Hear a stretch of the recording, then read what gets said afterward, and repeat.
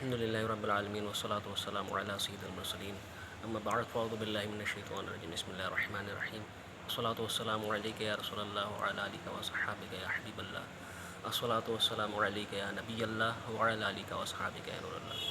پیارے محترم اسلام بھائی اور سننے والے اسلام بہنوں، السلام علیکم ورحمۃ اللہ وبرکاتہ. جیسا کہ آپ جانتے ہیں کہ رمضان المبارک کا پیارا مہینہ شروع ہو چکا ہے، تو آج انشاءاللہ ہم اور آپ اس کے بارے میں کچھ فضیلت سنتے ہیں کہ اللہ نے اس کے بارے میں قرآن میں کیا کہا اور پیارے آقا نے حدیثوں میں ہمارے لیے کیا پیاری پیاری باتیں ارشاد فرمائی ہیں. سب سے پہلے درود پاک کی فضیلت سنتے ہیں. اللہ کے نبی صلی اللہ علیہ وسلم فرماتے ہیں، بے شک قیامت کے دن لوگوں میں سے میرے قریب وہ ہوگا جو مجھ پر سب سے زیادہ درود بھیجے. صلی اللہ الحبیب، درود پڑھ لیجیے صلی اللہ تعالیٰ علی محمد صلی اللہ تعالیٰ علیہ وآلہ وسلم. تو جیسا کہ آپ جانتے ہیں کہ اللہ رحمان عز و جل کا کروڑا کروڑ احسان ہے کہ اس نے ہمیں ماہ رمضان جیسی عظیم نعمت سے سرفراز فرمایا.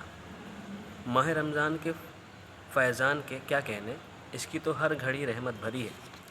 اس مہینے میں اجر و ثواب بہت ہی بڑھ جاتا ہے. نفل کا ثواب فرض کے برابر اور فرض کا ثواب 70 گنا کر دیا جاتا ہے.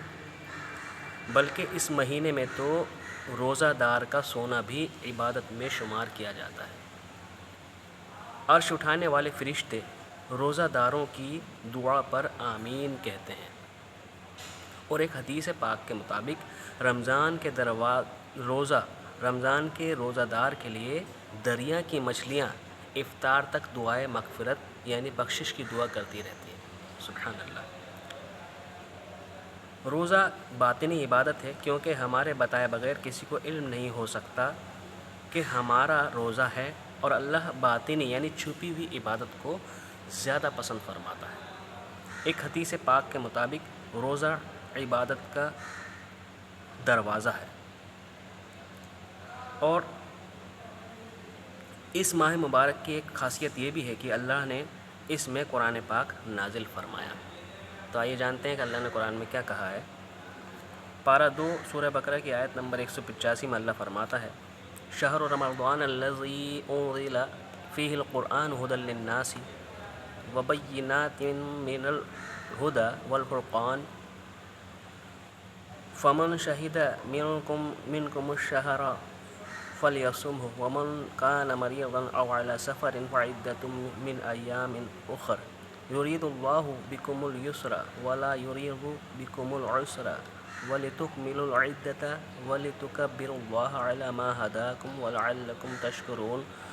رمضان کا مہینہ جس میں قرآن اترا، لوگوں کے لیے ہدایت اور رہنمائی اور فیصلہ کی روشن باتیں. تو تم میں جو کوئی یہ مہینہ پائے ضرور اس کے روزے رکھے، اور جو بیمار یا سفر میں ہو تو اتنے روزے اور دنوں میں اللہ تم پر آسانی چاہتا ہے اور تم پر دشواری نہیں چاہتا، اور اس لیے کہ تم گنتی پوری کرو اور اللہ کی بڑائی بولو یعنی تعریف کرو اس پر کہ اس نے تمہیں ہدایت کی اور کہیں تم حق گزار ہو. تو اس طرح سے اللہ تعالیٰ نے قرآن کریم میں اس مہینے کی بارے میں بتایا. اس آیت کے بارے میں شہر رمضان الذی کے تحت مفتی احمد یار خان نعیم رحمۃ اللہ علیہ فرماتے ہیں کہ رمضان یا تو رحمان کی طرح اللہ کا نام ہے، چونکہ اس مہینے میں دن رات اللہ کی عبادت ہوتی ہے، لہٰذا اسے شہر رمضان یعنی اللہ کا مہینہ کہا جاتا ہے. جیسے مسجد و کعبہ کو اللہ کا گھر کہتے ہیں کہ وہاں اللہ ہی کے کام ہوتے ہیں، ایسے ہی رمضان اللہ کا مہینہ ہے کہ اس مہینے میں اللہ ہی کے کام ہوتے ہیں، تراویح وغیرہ پڑھ جاتی ہے. تو اس طرح سے مطلب اس کی تعریف آپ نے فرمائی. اور مفتی احمد یار خان رحمۃ اللہ علیہ نے مہینوں کے نام کی بھی وجہ بتائی. آگے بتاتے ہیں کہ بعض مفسرین رحمہم اللہ نے فرمایا کہ جب مہینوں کے نام رکھے گئے تو جس موسم میں جو مہینہ تھا اسی سے اس کا نام ہوا. جو مہینہ گرمی میں تھا اسے رمضان کہہ دیا گیا، اور جو موسم بہار میں تھا اسے ربیع الاول، اور جو سردی میں تھا جب پانی جم رہا تھا اسے جمادی الاولیٰ کہا گیا۔ اسلام میں ہر نام کی کوئی نہ کوئی وجہ ہوتی ہے اور نام کام کے مطابق رکھا جاتا ہے۔ دوسری اصطلاحات میں یہ بات نہیں۔ ہمارے یہاں بڑے جاہل کا نام محمد فاضل اور بزدل کا نام شیر بہادر ہوتا ہے اور بدصورت کو یوسف خان کہتے ہیں۔ اسلام میں یہ عیب نہیں، رمضان بہت خوبیوں کا جامع تھا، اسی لیے اس کا نام رمضان ہوا۔ اب سنتے ہیں سونے کے دروازے والے محل کی فضیلت کے بارے میں جو نبی نے فرمایا، بہت اچھا واقعہ ہے۔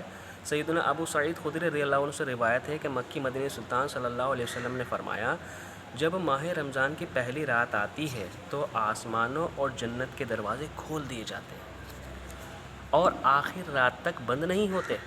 جو کوئی بندہ اس ماہ مبارک کی کسی بھی رات میں نماز پڑھتا ہے تو اللہ اس کے ہر سجدے کے بدلے اس کے لیے 1500 نیکیاں لکھتا ہے اور اس کے لیے جنت میں سرخ یاقوت کا گھر بناتا ہے جس میں 60,000 دروازے ہوں گے اور ہر دروازے کے پٹ سونے کے بنے ہوں گے، یعنی اس کے دروازے سونے کے بنے ہوں گے جن میں یاقوت سرخ جڑے ہوں گے۔ بس جو کوئی ماہ رمضان یعنی رمضان کے مہینے کا پہلا روزہ رکھتا ہے تو اللہ عز و جل مہینے کے آخر دن تک اس کے گناہ معاف فرما دیتا ہے اور اس کے لیے صبح سے شام تک 70,000 فرشتے دعائے مغفرت کرتے رہتے ہیں۔ رات اور دن میں جب بھی وہ سجدہ کرتا ہے اس کے ہر سجدے کے بدلے اس سے جنت میں ایک ایسا درخت عطا کیا جاتا ہے کہ اس کے سائے میں گھوڑے سوار 500 برس تک چلتا رہے۔ سبحان اللہ میرے پیارے محترم اسلام بھائی اور اسلام بہنوں، یہ فائدے اس کو ملتے ہیں جو اس مہینے میں روزے رکھتا ہے۔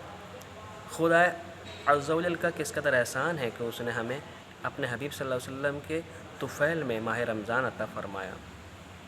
اس ماہ مکرم میں جنت کے تمام دروازے کھل جاتے ہیں، نیکیوں کا اجر و ثواب خوب بڑھ جاتا ہے اور اس حدیث کے حساب سے بیان کردہ رمضان کی راتوں میں نماز ادا کرنے والے کو ہر ایک سجدے کے بدلے میں 1500 نیکیاں عطا کی جاتی ہیں اور جنت کا عظیم الشان محل، اور اس سے بھی زیادہ اس حدیث میں روزہ داروں کے لیے یہ بھی بشارت آئی کہ صبح تا شام 70,000 فرشتے ان کے لیے دعائے مغفرت کرتے رہتے ہیں۔ تو پیارے اسلام میں کئی ساری فضیلت ہیں اور آپ کافی فائدے اس مہینے کے اور علماء دین سے بھی سنتے رہتے ہوں گے۔